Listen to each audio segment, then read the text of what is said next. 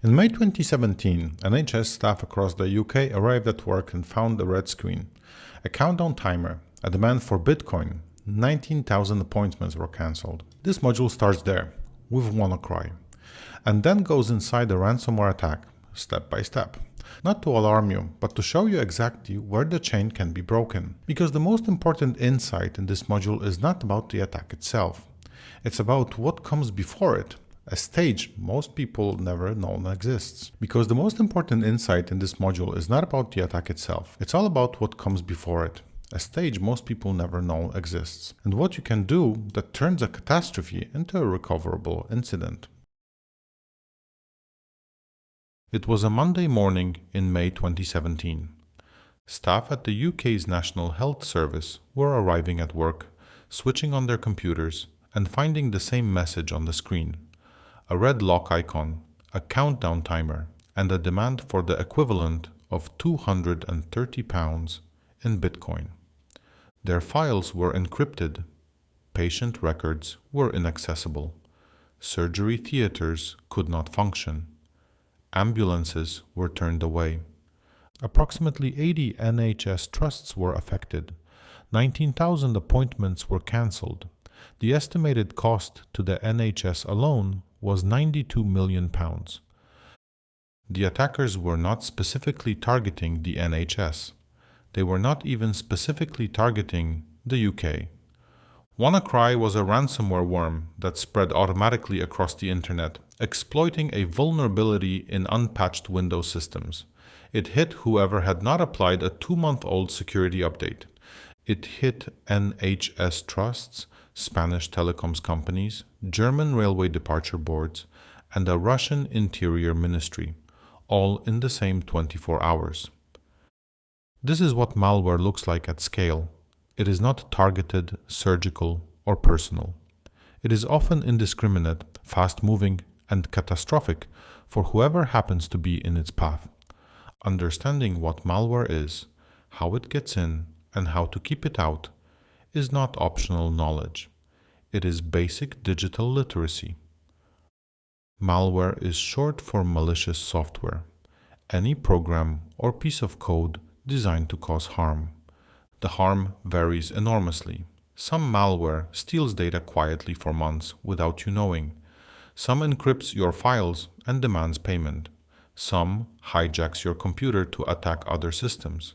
Some simply displays unwanted adverts. What all malware has in common: it runs on your device without your genuine, informed consent, and it serves the attacker's interests rather than yours. A virus attaches itself to files and spreads when those files are opened or shared. You might notice files behaving strangely, programs crashing, or unexpected slowdowns. Ransomware encrypts your files so you cannot access them, then demands payment for the decryption key. Files become suddenly unreadable. A ransom note appears on screen. Spyware secretly monitors your activity, keystrokes, screenshots, webcam footage, browsing history, and sends it to the attacker, often nothing visible, designed to be completely invisible. A Trojan appears to be legitimate software but contains hidden malicious functionality. The program behaves as expected on the surface. The malicious activity happens in the background. A worm spreads automatically across networks without needing a file to attach to. It can carry other malware as payload. You might notice sudden network slowdowns or other devices on the same network becoming infected.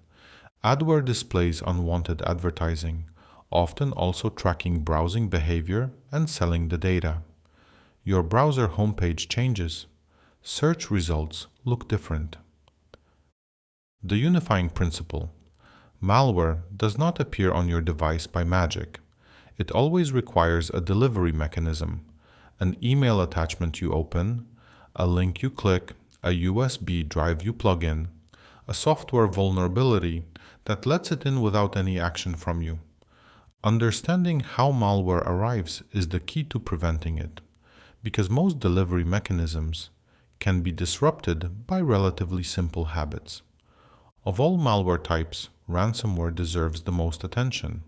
It has caused more operational disruption, more financial loss, and more harm to ordinary people's lives through hospitals, schools, councils, and emergency services being taken offline than any other type of attack. Here is how a ransomware attack unfolds, stage by stage, and exactly where you can stop it. Stage 1. Entry. The attacker gains initial access, usually via a phishing email, a compromised password, or an unpatched vulnerability in internet-facing software. Stop it here with MFA, software updates, spam filtering, and the phishing awareness you built in Module 4. Stage 2. Spread. The malware moves through the network, discovering other systems, escalating privileges, identifying backup locations, limited here with network segmentation, least privilege access, and monitoring for unusual movement between systems. Stage 3.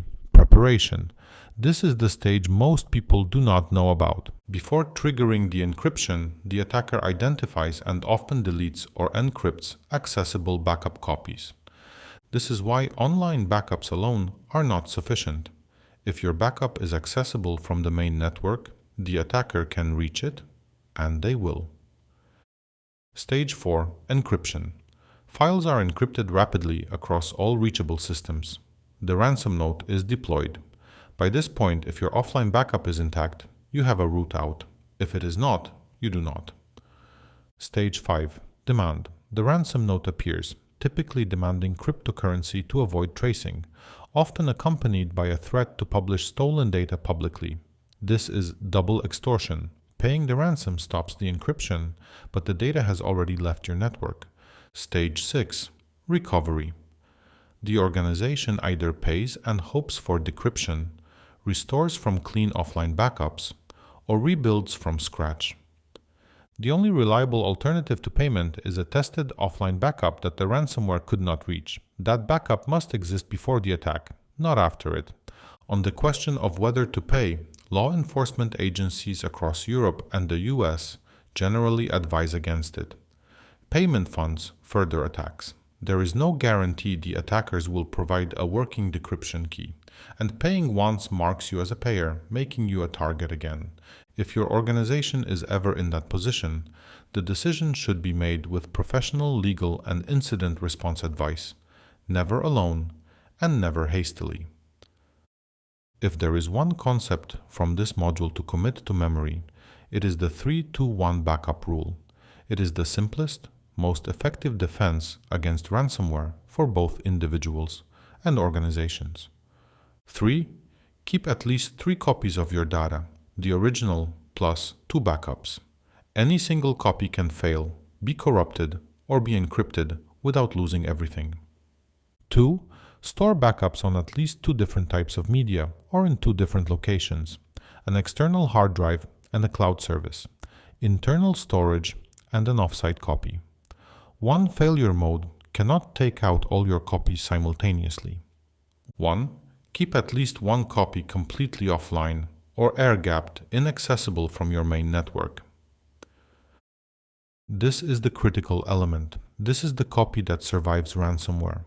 What qualifies as an offline copy? An external hard drive that is disconnected when not in use. A cloud storage service with immutable versioning enabled, meaning files cannot be deleted or overwritten for a defined period. A tape backup stored offsite. What does not qualify? A second hard drive plugged into the same computer. A network-attached storage device on the same network. A cloud drive that syncs automatically, because when ransomware encrypts your files, the sync uploads the encrypted versions. For individuals, use a cloud backup service as 1 copy and an external hard drive that you disconnect after backing up as another. For organizations, the requirements are more formal, but the principle is identical. One more thing that cannot be said often enough. Test your backups. Restore a file from your backup today before you need it. A backup that has never been tested is an assumption, and assumptions are not evidence. Knowing how malware arrives gives you specific, actionable targets for your defenses. Phishing emails with malicious attachments or links, the dominant delivery method. Module 4 covered this in detail. Every red flag from that module applies here. Unpatched software vulnerabilities. The WannaCry attack exploited a vulnerability that Microsoft had already patched. Every unpatched system is an open door. Malicious downloads, pirated software, fake system utilities, free tools from unofficial sources. Cracked applications are one of the most reliable malware delivery vectors.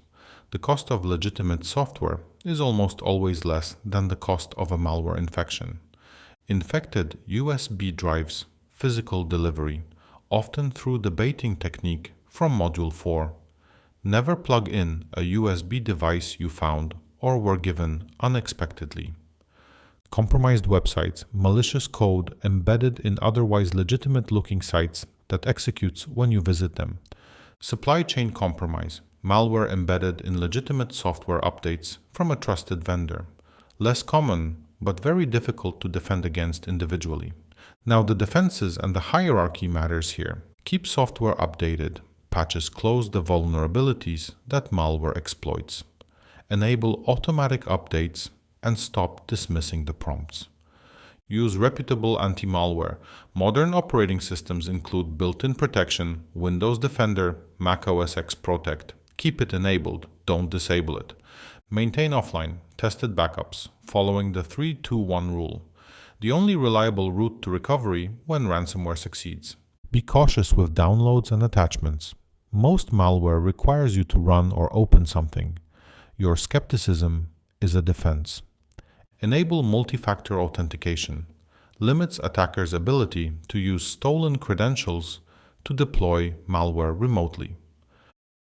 The single most impactful action for most people: enable automatic software updates and stop dismissing them.